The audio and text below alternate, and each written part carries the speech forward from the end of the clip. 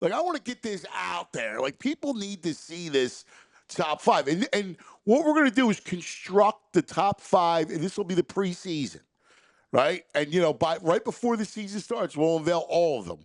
We'll do All each right. position groups, but let's talk it through it. Like, these are sketches right now because you may at some point go, well, I was thinking about this and I want to put here this guy at 4 and whatever. So like I'm going to give you time to edit your list before we come up with the final right before the season begins. This is our summer All right. project. All right. We got the guy in South Philly who makes like little trophies. You get the little, like a little baldy hand holding the controller. Play? Yeah, triple play, little hand holding the controller. You give the guys who finish well, number like one. that, we'll make a candle in the shape of the pinky right here. Yeah. And then we'll fill it full of good mojo. I like it. I like it. And the reason why I love this too is because, and I think this is why you and I always jive with when it comes to this sport, is that we love the sport. We want it to be positive, right? We want to highlight greatness and celebrate greatness. Like, listen, guys put a lot of work in. I mean, they do. I look at especially the young players now. These kids are working, and I love that. I respect that, and I want to highlight it. So let's do this little project. We'll start. I'll do that. All right, it'll be perfect. I tell you, the Eagles lost a player this year. They decided not to re-sign him, Chauncey Gardner-Johnson. And I did something on Chauncey the other day. Now he has that irritating ability to piss off everybody, teammates, coaches, opponents, but he's productive. He's unbelievable. Like, he played 2 years in Philly. He's got 12 interceptions in 2 years with the Eagles. 12, including 1 year where he led the National Football League in interceptions. Like, that type of productivity, you're not getting that from Minka Fitzpatrick. No. You're not getting that from Derwin James. You can mention all the great safeties in his business. Nobody's taking, like, Xavier McKinney had a good year last year. There's some safeties but I want my safeties to take the ball away. Like, they have to be, they're sitting back there in center field, cuz. Like, the ball's being thrown at him 500 times, 600 times. Like, find a way to take it away. Like, he does. Like, I showed a play last week. I broke it down. And it's Vic Fangio at his best, where you really don't, and it's, it's the playing the Cowboys and who's covering Jake Ferguson, it's man coverage. And honestly, they bait Cooper Rush into making his throw. It could have been Dak Prescott. It could have been anybody. They bait him into making his throw to Jake Ferguson. And they force him not to do it. And there's Chauncey just waiting for him to make this throw to the inside slant, Brandon Cooks. And he's just sitting there. And you don't know it till the last second. And the guy is just, I know guys are like, I know guys didn't love him in the locker room, but I don't care. They didn't like Seth Joyner either. But Seth Joyner was a great player. So this idea that you got to be a perfect teammate, you got to do this, that's all nonsense. There's some guys that are just, they're just a hot button, but they're part of the team. I can go through every great team, basketball. I'll bet on the Pacers team that they got guys like, I love Siakam. Like, I could go through that lineup, but like that T.J. McConnell is a pit bull. Like, that kid is instant offense. He's unreal. He moves at a different speed. I bet he does the same thing in practice. Irritates people. Oh, it. He's got to be irritating. No, he's a football player, and that's the only mentality that a T.J. McConnell can have to be successful, right. To be competitive. Right. He doesn't have the God-given, athleticism. I love your philosophy with it. I do. I love your philosophy. All right. Let's start with a position group. We'll start with an easy one just to kind of get it started, all right? That you could do kind of like off the top of your head. Let's start with running back, all right? Because I know you could wax poetically. This is just a sketch, all right? We're going to do every position, but this will just be a sketch. So let's start with running back. And I guess we'll start with Saquon, right? Like with Saquon or the kid from Detroit. You could interchange Saquon and Derrick Henry. You could just interchange. Because Derrick Henry's been doing this a bunch, and he's had 2,000 yards in a season. But honestly, Derrick Henry and Saquon in any order right there is worthy. Okay. And so, I mean, Saquon think about this. Think about explosive plays in a season, in a game, whatever. The guy had seven plays of 60+ yards. Like he got a quarter of the way to 2,000 on 7 plays. Like it's just that's insane. That it's like nobody did that. Like you pick up running back, Terrell Davis, like pick a running back. No, like Eric Dickerson. They never did anything like that. No, which is amazing, right? Like I remember thinking about Barry Sanders, and he was the closest one with big plays. Yeah. He could stop in the backfield for -3. He would go for 2, and then bust one for like 68. But even Sanders never had the explosive plays that Saquon had last year. Yeah. No, I mean, so Derrick Henry, first play on a Monday night or Sunday night against the Buffalo Bills, he goes 87 yards. 87 yards for a touchdown. I mean, it's just that kind of stuff. Derrick Henry did that. I mean, he's done 99 yards when he was in Tennessee. Yeah. Like he could like you show these videos of him in high school in Jacksonville. He was doing this in 10th grade, he was doing this. He's doing it in the National Football League at age 30.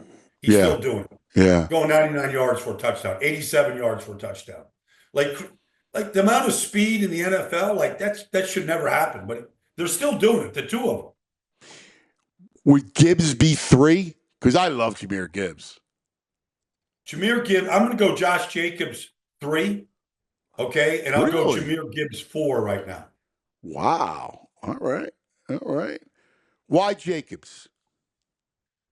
Well, that guy's explosion is second to none. Like that guy, when you talk about pressing a hole, taking it right to the point where there's Zach Bond right in front of him, who had 155 tackles last year. And next thing you know, Josh Jacobs is running away from him. I mean, literally, he's from me to my computer screen, and he can go in a direction. He can cut like nobody else's business, his vision. Even in the playoff game last year, he had a 34-yard run right up the middle, and he scored in the next play. He got tackled at the 1, scored the next play, a 16-10 game in the third quarter. Like if Green Bay could have gotten anything out of the passing game, that could have been a different result. And Josh Jacobs kept him in that game single-handedly. Yeah, that's true. What do you? I love Gibbs. I mean, plus I think Gibbs is the best receiver as a running back. Like his routes, he ran a route. God, this was it in the playoffs or the end of the season? They line him up. It's a 4th down. Remember they kept going for it on 4th down. Maybe it was Minnesota they were playing. Anyway, they line him up. They line him up, and the route is so perfect that he was uncoverable. Like the way he ran, it was a playoff game. The way he ran his route, it was just beautiful. Nobody runs routes like him at running back. Well, it's a big reason why he was taken. I mean, his year at Alabama, he was great out of the backfield. That's what got him taken 12th, in the draft that year. The fifth running back. I mean, there's so many different. I mean, you could take, Robinson, in Atlanta as the 5th for sure. Bijan, yeah. Bijan, I mean, you're not going to go wrong there. So I mean, there's a couple other guys that you could. Aaron Jones had another great year in Minnesota, and all the things he can do for you. You can line him up at wide receiver. You can line him up, in the tailback. You can check it down to him. There's so many different ways to get Aaron the ball, but probably Bijan, probably number 5 right now. How far away is your guy Bucky Irving? Well, he's right there. Bucky's right there. Like that guy. So I was in Tampa 2 weeks ago, and then I was in Jacksonville, where Liam Cohen coached him last year. Like they're like, Baldy, there wasn't a run he had last year where he make the first guy miss. Like he makes the first guy miss. He ran a 4. I want to say he ran a 4.58 40, which is slow for running back. It's not slow if you're 230 pounds, if you're Ollie Gordon. But if you're 190 pounds, it's slow. But because, Jahmyr's running a 4.35, at 190 pounds. But that guy, his speed and the way that he plays, it just shows you that 40 time for running back is so misguided if you're just paying attention to that. Yeah, you got to deal with football. I mean, football speed. What about Jonathan Taylor? Where would he be in consideration? Look, Jonathan Taylor has, he's run for 1,800 yards. He's won the rushing title. I don't want to discount Jonathan Taylor, but who are you taking out right now? You taking Gibbs out for Jonathan Taylor? No, Gibbs to me. I talking Bijan? You taking Bijan out? Right. I'm not taking Josh Jacobs out of the top 5 for anybody. I'm taking him over Jonathan Taylor. He's been healthier than Jonathan Taylor. Jonathan Taylor has missed time. So I mean, there's a 5A and 5B with Bijan and Jonathan Taylor. And to your point, I think Bucky's on their heels.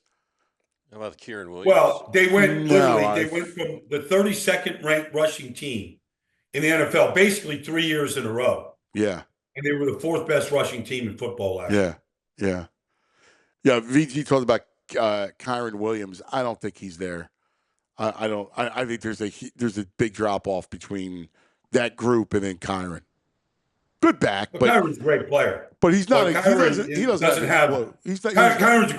great player. Yeah, he truly is. He's just not explosive. He's a tough guy who's going to get you but he doesn't have the explosive element that the guys that we just mentioned have. No. In fact, it's funny when you go over the list of them. You sit here and you go, all right. You got James Conner, who's a nice player. You got Kamara, who's at the end. You got James Cook is interesting because, he doesn't have the explosive plays, but he's a nice back. Yeah. No, look. I mean, we're talking top 5. We're not talking top 10. So, yeah, I mean, there's a lot of guys that you can argue with between 5 and 10. But the 5 I just mentioned, I don't know that. No, I agree with it. The only guy that, he does it, and he's underrated, is Mixon. Yeah, I mean, Joe's a nice player. I mean, he's still doing it. And there was a time he was certainly top 10. I don't think he's ever been a top 5 back. Yeah. He's a big back. He's 228 pounds. There's nothing he couldn't do. His early and look, people thought he was done in Cincinnati. He had a really great year in Houston. But I mean, Joe's, he's a quality back. All right. The Baldy top 5 backs. We just had one comment in the thing, Ray from Philly. He wants a Devon Achane. Oh, from Miami. Yeah. What do you think? So Devon Achane he's a home run hitter. 78. He led all running back. He had 78 catches last year and 6 touchdowns. All right, only Rachaad White caught more passing touchdowns than Devon Achane. He's close to Jahmyr Gibbs. They don't have the offensive line in Miami that they have in Detroit, but he's a very similar player to Jahmyr. Yeah, I love Gibbs. I'm a Gibbs fan. I'm with you. Saquon, Henry. The only thing I think I would change would be I would go Gibbs then Jacobs, but I get it. That's you can't go wrong there. And then you got Bijan. You want to lock in Bijan at 5 with Taylor and Bucky just on the outside, receiving consideration. That work? Yeah, I mean, look, Bucky did it 1 year. Josh Jacobs has won the rushing title. Right. All right. He carried Green Bay last year. He won the rushing title with the Raiders on a bad team. Yes. Where he was the best player. Yes. All right. So, I mean, I'm just. Yeah. No, you're great case. Great case.